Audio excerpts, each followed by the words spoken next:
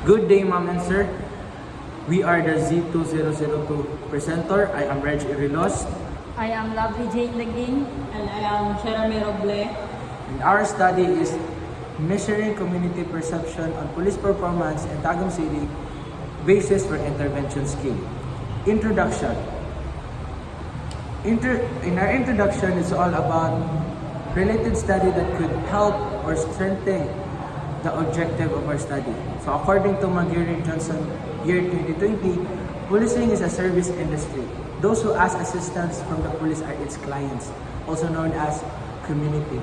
And these clients have different opinions. So in other words, the community in the police performance is crucial in our study.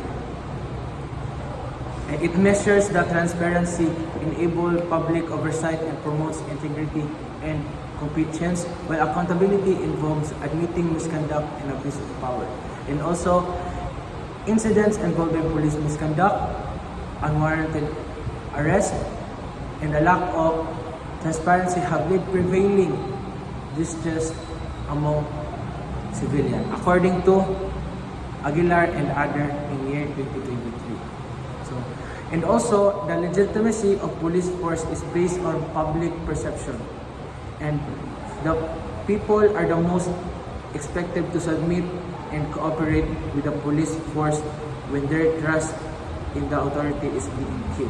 So in other words, it's all about the community perception and police performance, and the community must cooperate with us to successfully achieve to measure the police performance. And in a new summary of research on responsiveness, fairness, and reliability in policing, police legitimacy was emphasized as the central concern in how people perceive the police, and it can be developed or discerned through police action. And the SDGs of this study is number 8, this is work and economic growth, and number 10, reduce inequality, and number 16, peace, justice, and strong institution. So that's our introduction and our theoretical lens and framework. This study is anchored on Matrosky conceptualization and measurement of service quality theory, year 2019, which has 6 indicators, including attentiveness, reliability, responsiveness, competence, manners, and fairness. Matrosky conceptualization is one of the most carefully articulated statements in the literature about the structure of public perception of the police. Therefore, testing its validity is important.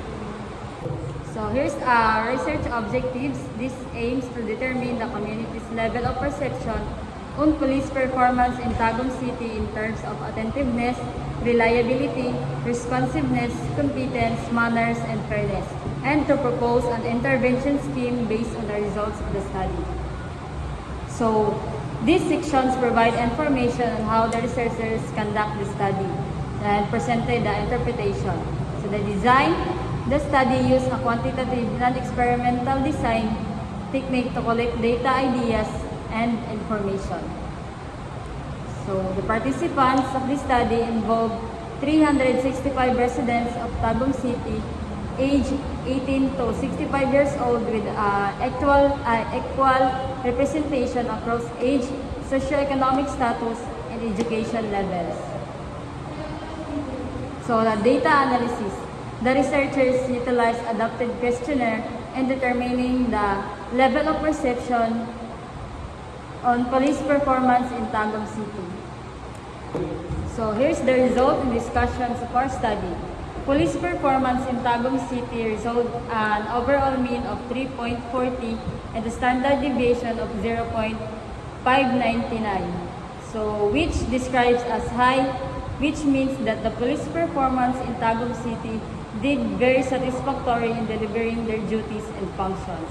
So this also means that the police officers in the overall performance of their job must uphold a very high standard of professionalism and respect the customs and traditions of the police service in the community. The results of this study corroborates to the conceptualization and measurement of service quality theory by Matrowski, which he identified 6 characteristics of police performance that illuminates the service aspects of policy, including attentiveness, reliability, responsiveness, competence, manners, and fairness.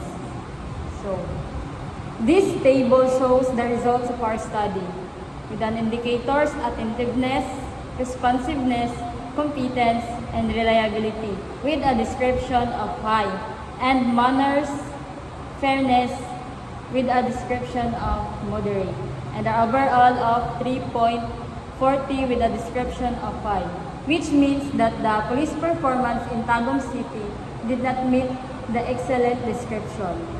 So we propose an intervention plan to improve the police performance in Tagum City.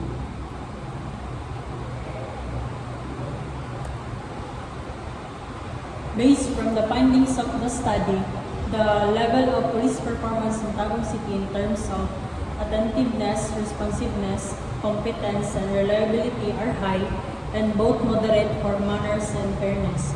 This means that the police performance in Tagum City is being observed. And whereas the recommendation is continuous training and workshops are essential to improve the quality of the services to maintain peace and order. Regular community participation and community policing initiatives, cultural awareness programs, recognition for outstanding public service, and work-life balance initiatives can elevate performance.